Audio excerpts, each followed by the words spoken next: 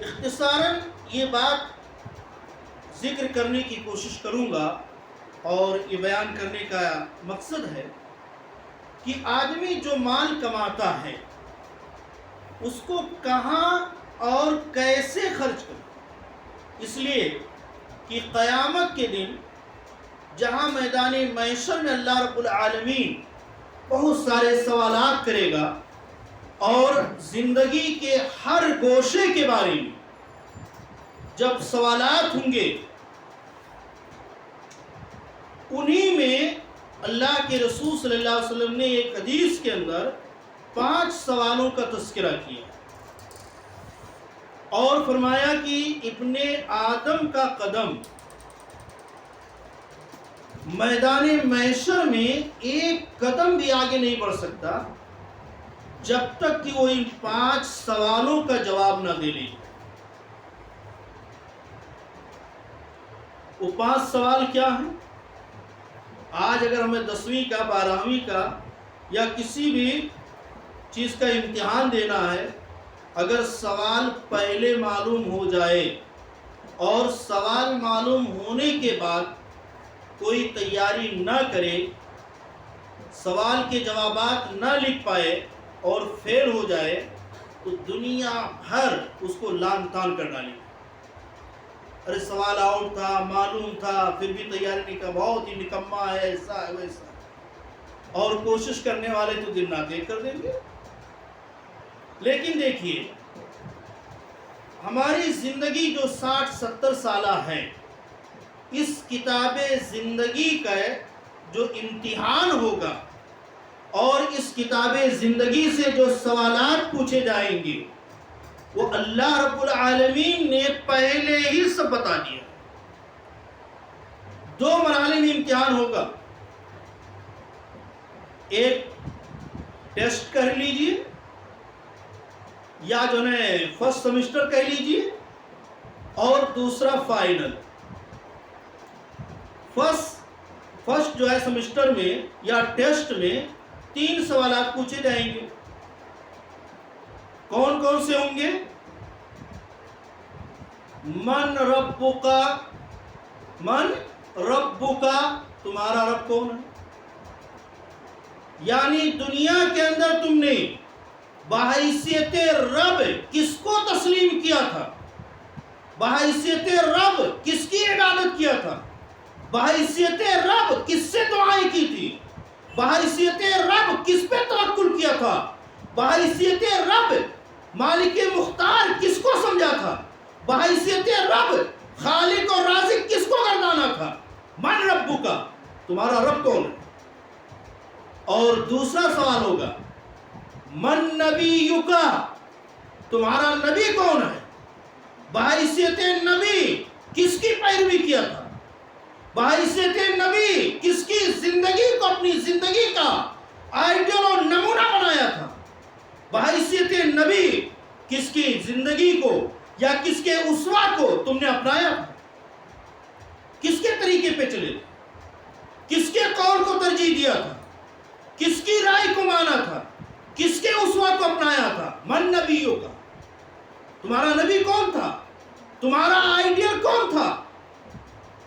اور تیسرا سوال ہوگا ما دینکا، تمہارا دین کیا تھا؟ کس دین پر چلے تھے؟ یہ تینوں سوال پہلے سیمسٹر میں کیے جائیں گے۔ کب؟ جب آدمی قبر میں دفنا دیا جاتا اور دفنا کر کے اس کے متعلقین وہاں سے واپس آتے ہیں، اور جیسے ہی 40 قدم پورا ہوتا ہے، گھر بھی نہیں پہنچتے، صرف 40 قدم، 40 قدم جیسے پورا ہوتا ہے تو ایسے امتحان لینے والے آ جاتے ہیں، منکر نکیر آ جاتے ہیں اور اس کو اٹھا کے بیٹھاتے ہیں اور تینوں سوال دھڑا دھڑ کرتے ہیں۔ من ربکا، من نبیکا، ما دینکا۔ تیاری کر لیں کہ آج ہم تمام معاملات میں بحیثیت رب کس کو تسلیم کرتے ہیں، توکل کس پہ کر رہے ہیں، عبادت کس کی کر رہے ہیں، دعا کس سے کر رہے ہیں، اہمیت کس کو دے رہے ہیں، مالک مختار کس کو سمجھ سمجھ رہے ہیں اور قادر مطلق کس کو سمجھ رہے ہیں، سب اس میں آ جائے گا، سب تیاریاں کریں۔ اسی طرح سے نبی کی اطاعت ہمیں پیاری لگتی ہے یا آج کے نچنیاں اور یہ جو ہے بے حیا بے شرم جو ہمارے نوجوان نسل کے آئیڈیل بنے ہوئے ہیں، یہ ہیرو ہیروئن ان کے طریقے اچھے لگتے ہیں، ان کے فیشن اچھے لگتے ہیں، کس کو آئیڈیل بنا رہے ہیں، نبی کے طریقے کو یا ان بے حیاؤں کے طریقوں کو، ان فتینوں کے طریقوں کو، ان شیطانوں کے طریقے کو؟ یہ آئیڈیل کس کو بنا رہے؟ صرف اشہد ان محمد رسول اللہ یہ کہہ دینے سے کام نہیں چلے گا، یہ تو ایک دعویٰ ہے کہ ہم گواہی دیتے ہیں کہ محمد صلی اللہ علیہ وسلم اللہ کے رسول ہیں، ایک دعویٰ ہے بس۔ اور یہ دعویٰ پورا کب ہوگا؟ جب اپنی زندگی کے تمام گوشوں میں، اپنی زندگی کے تمام مرحلوں میں، اپنی زندگی کے تمام شعبوں میں جب نبی کی تعلیمات کو، نبی کے فرمودات کو، نبی کے ارشادات کو، نبی کے احکام کو جب نافذ کر لیں گے، تب جا کر کے اس کلمے کا حق ادا ہوگا، زبان سے کہہ دینے سے نہیں۔ من نبی کا کہہ دیں گے ہم وہاں جا کر کے کہ نماز تو ہم نبی کے طریقے پہ پڑھتے تھے، روزہ بھی رکھتے تھے اور حج بھی کرتے تھے، زکوٰۃ بھی تھوڑا بہت دے دیتے تھے، لیکن شادی بیاہ میں ہمارے معاشرے کا طریقہ ہم نے اپنا رکھا تھا، ہمارے معاشرے میں ایسے چلتا ہے، ہمارے خاندان میں ایسے چلتا ہے، ہمارے علاقے میں ایسے چلتا ہے۔ نانی ناراض ہو جائیں گے، خالہ ناراض ہو جائیں گے، چاچا ناراض ہو جائیں گے، کرنا پڑتا ہے، نہیں جائیں گے تو ناراض ہو جائیں گے، نہیں کریں گے تو ناراض ہو جائیں گے۔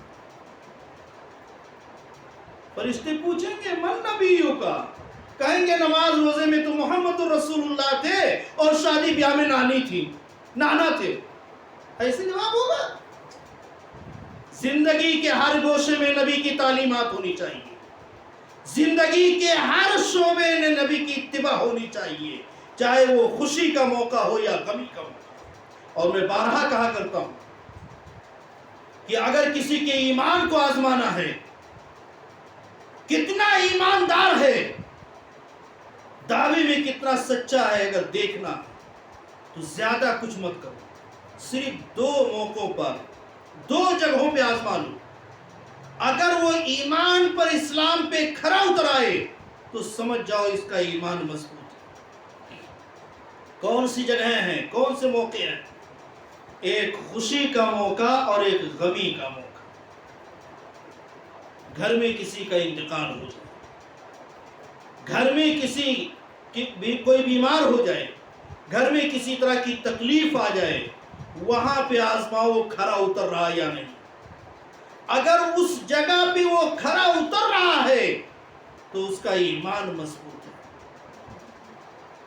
اور گھر میں شادی بیاہ ہو، گھر میں کوئی فنکشن ہو، گھر میں کوئی پارٹی ہو، گھر میں عقیقہ ہو، وہاں پہ آزما لو کہ کس پانی میں ہے، کیا طریقہ اپنا رہا ہے، کون سے طرز پہ عمل کر رہا ہے، وہاں پہ آزما لو، اگر صحیح اتر گیا تو سمجھ لو ایمان مضبوط ہے۔ یہ 2 موقع ہوتے ہیں ایمان کی آزمائش کے، اور ہم اکثر اسی میں فیل ہوتے ہیں۔ شادی ہے کرو فیشن، شادی ہے کرو فضول خرچی، شادی ہے کرو رسم و رواج کی پابندی، شادی ہے تمام رسم کا جو ہے اختیار کرو، یہ حق ہے وہ حق ہے، یہ رسم ہے وہ رسم ہے، یہ دیا جاتا ہے وہ لیا جاتا ہے، ایسا کیا جاتا ہے ویسا کیا جاتا ہے، کرو، اور اس کے بعد کہو مومن ہے، ایمان والے ہیں؟ نہیں۔ من نبی کا، نبی کون ہے تمہارا؟ نبی نے کیسی شادی کی تھی؟ نبی کی شادیاں گنانے جائیں گے تو ٹائم زیادہ ہو جائے گا، لیکن صرف جو ہے اشارہ 1-2 کی طرف کرتے ہیں۔ ہم جب نبی کے شادیوں کا تذکرہ کرتے ہیں یا صحابہ کے سادگی کا جب ہمارے سامنے ذکر آتا ہے تو فوراً ہمارے دماغ میں بات کیا گھومتی ہے نا کہ وہ لوگ بیچارے غریب تھے، بڑے نادار تھے، ان کو کھانے کا نہیں اٹھتا تھا، نبی کے گھر میں 2 مہینہ چولہا نہیں جلتا تھا، وہ کھجور و پانی پی کر کے رہتے تھے، تو وہ شادیوں میں کہاں سے خرچ کریں گے؟ شادیوں میں کہاں سے خرچ کریں گے؟ اس لیے وہ لوگ سادگی سے کرتے تھے۔ اور ہمیں تو اللہ نے کروڑوں نواز رکھا ہے، اور دلیل بھی کیا دیتے معلوم ہے؟ فَأَمَّا بِنِعْمَةِ رَبِّكَ فَحَدِّثْ، وَأَمَّا بِنِعْمَةِ رَبِّكَ فَحَدِّثْ، یعنی اپنے رب کی نعمت کو ظاہر کرو۔ اللہ نے ہمیں کروڑوں دے رکھا ہے، اس لیے فضول خرچیاں کر رہے ہیں، اس لیے دکھاوا کر رہے ہیں، اللہ کی نعمت ظاہر کر رہے ہیں۔ تو میرے بہنوں یہ سن لو کہ نبی جو ہے یا نبی کے صحابہ جب ہجرت کر کے آئے تھے تو وقتی طور پہ کچھ دنوں کے لیے ان کی حالتیں پست تھیں، لیکن وہ بھی چٹکیوں میں حل ہو گیا تھا۔ انصار نے بڑھ کر کے اس مسئلے کو حل کر دیا اور ایسی تاریخ پیش کر دی کہ نہ تو اس سے پہلے کبھی تاریخ میں ایسا ریکارڈ آیا اور ہو سکتا ہے قیامت تک ایسا ریکارڈ نہ آئے۔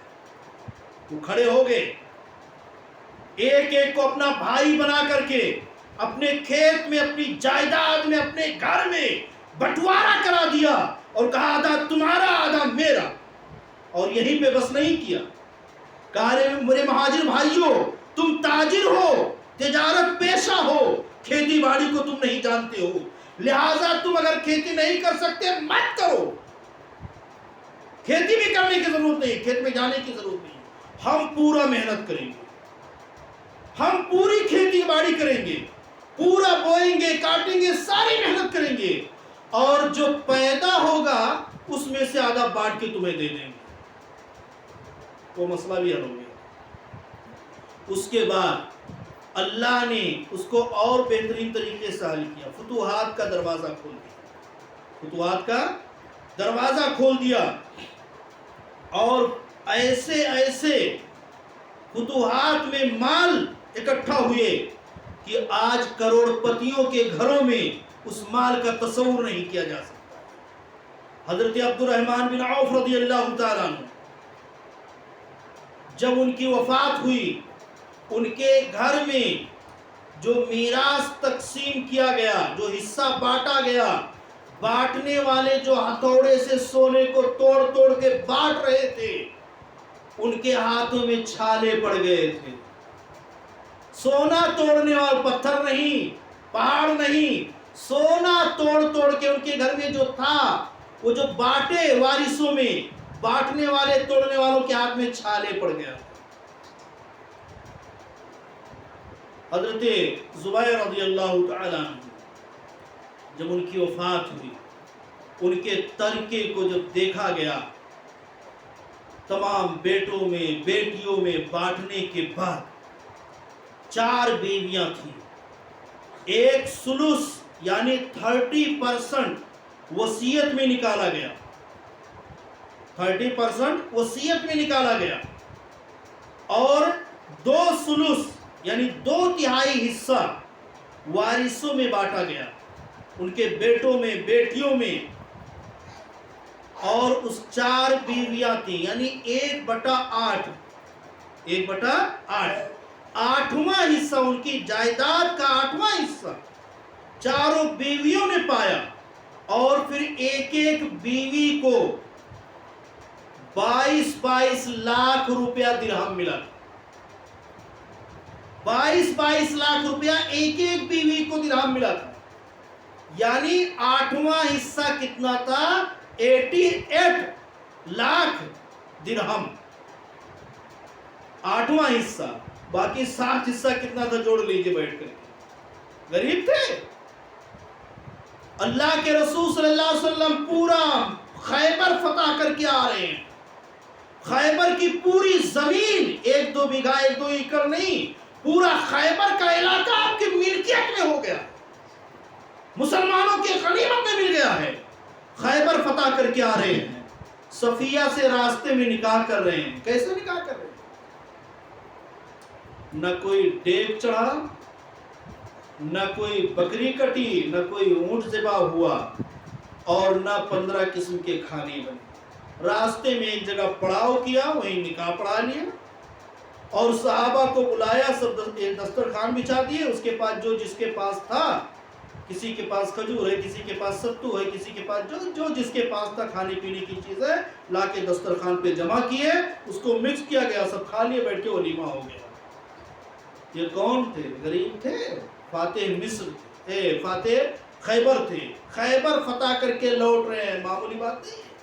پورا خیبر کا علاقہ آپ کی ملکیت میں آ چکا ہے، اور اس میں سے 20%، پانچواں حصہ 20%، اللہ نے کہا کہ مال غنیمت کا 20% یہ اللہ اس کے رسول کے لیے. 20% میں اللہ کے رسول کو اختیار تھا خرچ کرنے کا. ایک بکری بھی ذبح نہیں کر پاتے، ایک اونٹ بھی نہیں ذبح کر پاتے. نہیں، یہ فضولیات نہیں کرنا چاہتے. حضرت عثمان رضی اللہ تعالیٰ عنہ کی مالداری کو دیکھنا ہے، جانوروں کے ریوڑ کو دیکھنا ہے، تاریخ میں ریکارڈ ہے، پڑھیے دیکھیے. اور اللہ کے راستے میں خرچ کرنا ہے، اس کو بھی دیکھیے. بہت ساری حدیثیں موجود ہیں ان کے فیاضی کے بارے میں اور مالداری کے بارے میں، کہ جب ان کے جانوروں کا ریوڑ مدینہ کے قریب آتا تھا تو لوگ تماشائی بن کر کے دیکھنے نکلتے تھے. اتنا بڑا ریوڑ کہ حد نگاہ تک ان کے جانور ہی جانور ہیں، اتنے مالدار تھے. خرچ کی باری آتی ہے، 1000 اونٹ ایک ساتھ دے دیتے، 1000 گھوڑے ایک ساتھ دے دیتے، ہزاروں درہم دینار ایک ساتھ دے دیتے. اللہ کے رسول صلی اللہ علیہ وسلم نے ایک مرتبہ ایک صحابی کو بھیجا، مدد کے لیے آیا تھا. کہا جاؤ عثمان کو میرا سلام کہنا اور بولنا کہ اللہ کے رسول نے ہمیں کچھ ہیلپ کے لیے، مدد کے لیے بھیجا. وہ بیچارے انجان تھے، اجنبی تھے، جانتے نہیں تھے. حضرت عثمان رضی اللہ تعالیٰ عنہ کا گھر پوچھ کر کے گئے، پہنچے. دروازے کے باہر سے سنا کہ عثمان اپنی بیوی کو ڈانٹ رہے ہیں. کس بات پہ؟ کوئی بہت بڑی غلطی کر دی تھی؟ نہیں، وہ چراغ کی جو بتی ہوتی لو، اس کو تیز کر دیا تھا، تھوڑا زیادہ کر دیا تھا، جس کی وجہ سے تیل زیادہ کھینچ رہا تھا.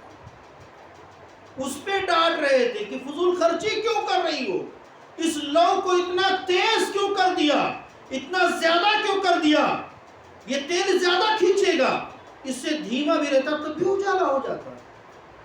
آج ہماری بھی عادت ہے نا، گھر میں اگر 4 لائٹ لگا ہے، پہنچیں گے پھٹ سے چاروں جلا دیں گے. ارے ضرورت ہو تو 4 نہیں 8 جلائیے، لیکن نہ ضرورت ہو ایک میں کام چلتا تو 1 جلائیے. فضول خرچی سے بچیے، یہ بھی فضول ہے. وہ بیچارے سنے، باہر سے لوٹ آئے. اللہ کے رسول نے پوچھا کیا ہوا؟ کہا جو اپنی بیوی کو چراغ کے لو تیز کرنے پر، بتی تھوڑا زیادہ کر دینے پر ڈانٹ رہا ہو، اتنا کنجوس ہو، مجھے کیا دے گا وہ؟ کہا جاؤ تو صحیح، مانگ کر تو دیکھو. پہلے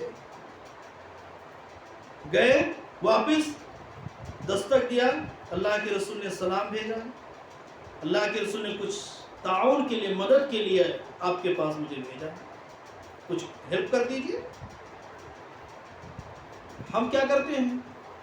ہم جب شادی بیاہ میں خرچ کرنا ہوتا ہے نا، فضولیات میں، تب کیا کرتے ہیں؟ ارے کماتے تو اسی لیے ہیں، اللہ نے دیا ہے تو خرچ کرنے کے لیے. لیکن جب مسجد میں جاتے ہیں جمعہ پڑھنے کے لیے، یا کہیں مدرسے کے چندہ کہا جاتا ہے یا مسجد کے چندہ کہا جاتا ہے، تو جیب میں ڈھونڈتے ہیں سب سے چھوٹا جو چلر ہو، چھٹا ہو، وہ نکلے. 10 کا نوٹ ہو یا 5 کا سکہ مل جائے تو اور بہتر ہے. بڑی ہمت کر کے، بہت کم لوگ 100 کا نوٹ نکالتے ہیں، بڑی ہمت کر کے. باقی وہی 10-20 کا نوٹ ہی ڈھونڈتے ہیں. تو یہ ہمارا طریقہ ہے. حضرت عثمان نے کیا کیا؟ کہا یہ غریب مسکین بیچارہ کھانے پینے کے لیے مانگنے آیا ہے، لاؤ اس کو 1-2 سا جو ہے کچھ دے دے کر لا. نہیں، ایک اونٹ جتنا وزن اٹھا سکتا تھا اتنا وزن بھر کر کے انہوں نے دیا، ایک پورے اونٹ کا بوجھ دیا۔ وہ آدمی حیران ہو گیا کہ خود کے خرچ میں، گھر کے خرچ میں چراغ کی لو تیز ہو جانے پر یہ آدمی ڈانٹ رہا تھا، اور اللہ کے راستے میں دینا ہوا، غریب مسکین کو دینا ہوا، تو یہ پورا اونٹ کا بوجھ ہی دے دیا۔ میں تو ایک دو سا کے لیے آیا تھا، ایک اونٹ کا پورا بوجھ اٹھا کے دے دیا۔ آج یہی طریقہ ہمارا ہے، ہم تو صرف فضولیات میں اپنی مالداری دکھاتے ہیں۔ تو بات لمبی ہوتی جا رہی ہے، بات یہاں سے نکلی تھی کہ قیامت کے دن اللہ رب العالمین جو ہے 5 سوالات کرے گا۔ یہ 3 سوال پہلے سمیسٹر کے ہو گئے، من ربو کا، من نبیوں کا، ما دینوں کا، اور 5 سوال میدان محشر میں ہوں گے، اور وہ 5 سوال بھی آؤٹ ہیں، اور اللہ نے ہمارے مجاز کو بھاپتے ہوئے کہہ بھی دیا، اقترب للناس حسابهم، کہ لوگوں کے حساب کا وقت قریب آ گیا ہے، وَهُمْ فِي غَفْلَةٍ مُعْرِضُونَ، اور وہ غفلت میں پڑے ہوئے اعراض کر رہے ہیں۔ وقت قریب آ گیا حساب کا، حساب دینا ہے، 5 سوال پوچھے جائیں گے۔ اور اللہ کے نبی صلی اللہ علیہ وسلم نے فرمایا کہ جب تک ان 5 سوالوں کا جواب انسان نہ دے لے، ایک قدم آگے نہیں بڑھا سکتا۔ کون سے 5 سوال ہیں؟ نوٹ کر لیجیے، کاغذ میں نہیں، دماغ میں، اور تیاری کیجیے۔ سب سے پہلا سوال عمر کے بارے میں، جو ہم نے 60 سالہ، 70 سالہ، 80 سالہ زندگی دیا، اس عمر کو تم نے کہاں گنوایا، کس میں خرچ کیا، کس راستے میں لگایا؟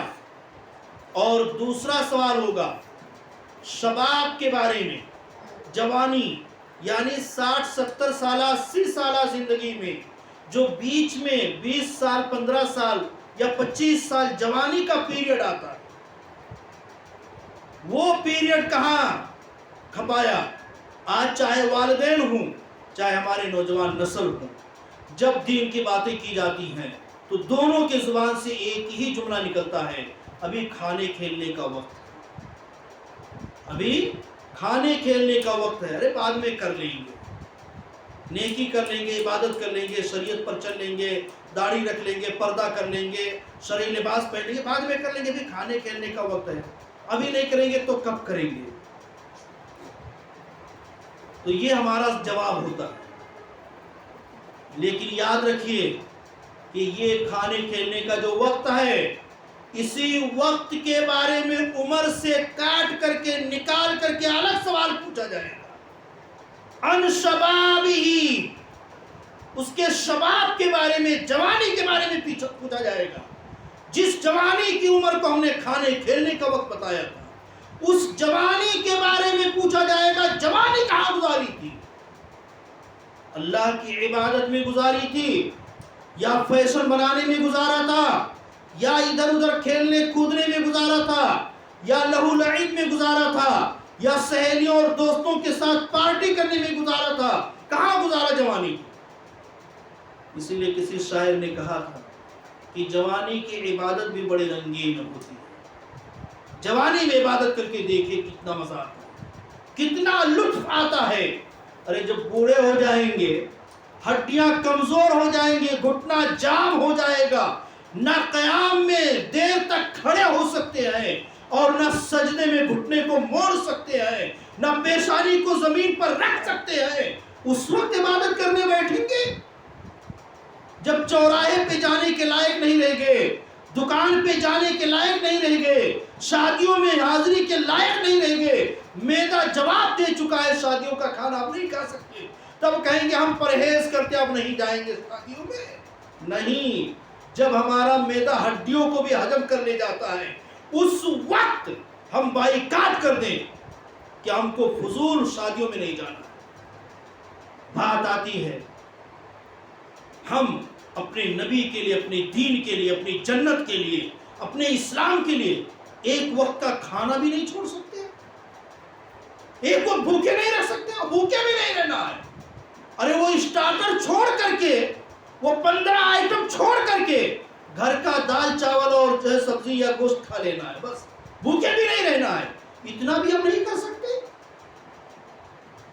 تو یہ جوانی کے بارے میں پوچھا جائے گا کہ جب سارے اعضاء مضبوط تھے، تم ایک پہلوان تھے، ایک طاقتور تھے، تم ہر کام مضبوطی سے اور خوش دلی سے اور ہمت اور جذبے سے کر سکتے تھے، اس وقت تم نے کیا کیا تھا؟ کہاں جوانی کو گزارا؟ اور اس کے بعد تیسرا سوال ہوگا مال کے بارے میں. مال کہاں سے کمایا تھا؟ مال کہاں سے کمایا تھا؟ اور چوتھا سوال کہاں پہ خرچ کیا تھا؟ 2 سوال. مال کہاں سے کمایا تھا؟ چلو اس میں تو بہت سارے لوگ احتیاط کر لیتے ہیں کہ حلال طریقے سے کما لیے، حلال طریقے سے کما لیے. اس میں اللہ توفیق دیتا ہے، بہت سارے لوگ احتیاط کر لیتے ہیں، بہت سے نہیں بھی کرتے ہیں، حلال و حرام کی کوئی تمیز نہیں، لیکن بہت سارے لوگ احتیاط بھی کر لیتے ہیں کہ حرام نہیں کماتے، حلال طریقے سے کماتے. لیکن چوتھا سوال جب آئے گا کہ کہاں پہ خرچ کیا، اس میں اکثریت اٹک جاتے ہیں، اکثریت اٹک جاتے ہیں. کہ چوتھا سوال جو کیا جائے گا کہ مال کمایا تو ٹھیک، لیکن خرچ کہاں کیا؟ اب بتا کیا کہیں گے؟ بیٹی کی شادی میں خوب جہیز دے دیا، بیٹے کے شادی میں خوب فضول خرچیاں کر دیا، ادھر جو ہے فضولیات میں اڑایا، ادھر فضولیات میں اڑایا، گھر میں بڑے اسکرین کا ٹی وی لایا، بچوں کو جو ہے 50-50 ہزار کا موبائل دلایا. یہ بھی پکڑ ہے، یہ بھی پکڑ ہے. بچوں کو جو بڑے بڑے موبائل پکڑا دیتے، تھما دیتے، جبکہ ان کی ضرورت بھی نہیں ہے، اور اگر ضرورت بھی ہے موبائل دے بھی دیے تو اس کی نگرانی کو چھوڑ دیتے ہیں. اور ماں باپ جو ہے بڑے لاچاری کے حالت میں کہتے ہیں کہ دن بھر موبائل میں بزی رہتا ہے یا رہتی ہے، سنتے ہی نہیں کچھ، رات بھر موبائل دیکھتے، دیر میں سوتے، صبح نہیں اٹھتے، یہ نہیں کرتے، وہ نہیں کرتے، موبائل میں بزی رہتے. وہ نہیں بزی، آپ نے بزی کیا ہے. آپ نے دیا کیوں؟ وہ اپنے سے کما کر کے خریدی ہے، وہ اپنے سے لائے ہیں، اور اگر اپنے سے کہیں کمائے بھی تو آپ کی نگرانی اور آپ کی ماتحتی میں ہے. اللہ کہہ رہا ہے یا ایھا الذین آمنوا قوا، خود بچو، بچاؤ، بچاؤ کس کو؟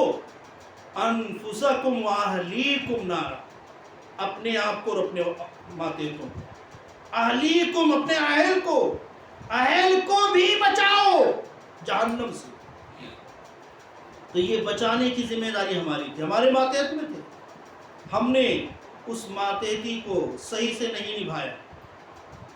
یا تو ہم نے خود چھوٹ دے دیا، جاؤ لے لو، یا تو لا کر کے بھی دے دیا. اب اس کے بعد جب بچے اسی میں مگن ہو گئے تو بڑی لاچاری کے ساتھ بے بسی کا اظہار کرتے ہیں، مانتے نہیں ہیں، دن بھر اسی میں بزی رہتے ہیں. بچے نہیں مانتے، بگڑ گئے، ہاتھ سے نکل گئے، نافرمان ہو گئے، ایسے ہو گئے، ویسے ہو گئے. وہ ہو نہیں گئے، آپ نے بنا دیا، آپ نے بنا دیا. وقت زیادہ نہیں کہ تفصیل کروں، لیکن اشارہ کرتا ہوں ایک واقعہ، ایک جو ہے قصہ مشہور ہے، قصے کے طور پہ، کوئی حدیث اور قرآن کی بات نہیں ہے، کہ ایک چور کو جب پھانسی کی سزا ہونے لگی اور جلاد نے جب پوچھا آخری خواہش ہو تو بتا دے، کوئی ہے آخری خواہش؟ کہا ہاں میری ماں سے کچھ مجھے بات کرنی ہے. ماں کو بلایا گیا، چور ماں کے پاس گیا اور منہ کان کو لگایا. لوگوں نے سمجھا کوئی سرگوشی کر رہا ہوگا، کوئی چپکے سے باتیں، پرائیویٹ بات، پرسنل کوئی بات کر رہا ہوگا. اس کے بعد ماں کا کان دانت سے چبا لیا، کاٹ کس دیا. لوگ حیران ہو گئے کہ بھائی آخری وقت میں کیا کر رہا ہے؟ کیا جواب دیا تھا؟ یہ بہت مشہور جو ہے کہانی مشہور ہے، سنی ہوں گی. کیا جواب دیا تھا اس میں؟ میری ماں نے انہی کانوں سے جب میری غلطی کو پہلی بار سنا تھا، میری چوری کو پہلی بار سنا تھا، اگر یہ مجھے روک دیتی تو آج مجھے پھانسی کی سزا نہ ہوتی۔ اگر یہ روک دیتی، مجھے ڈانٹ دیتی، منع کر دیتی، تو آج مجھے پھانسی کی سزا نہیں ہوتی۔ اس لیے میں نے اس کے کان کو چبا ڈالا کہ انہی کانوں سے میری پہلی چوری کو سنا تھا تو مجھے روکا نہیں۔ تو آپ نے، ہم نے اپنے اولاد کو خود ہی بگاڑا، وہ بگڑے نہیں ہیں، ہم نے خود بگاڑا۔ تو یہ چوتھا سوال کیا جائے گا کہاں پہ خرچ کیا، اور پانچواں سوال کیا جائے گا کہ ما عملہ، کہ کیا عمل کیا، جو تم نے جانا، علم حاصل کیا، جو تمہیں دین کے بارے میں جانکاری ہوئی، اس پر کتنا عمل کیا، کیا عمل کیا۔ یہ پانچواں سوال، یہ 5 سوال پوچھے جائیں گے۔ اب ہم آتے ہیں اپنے اصل موضوع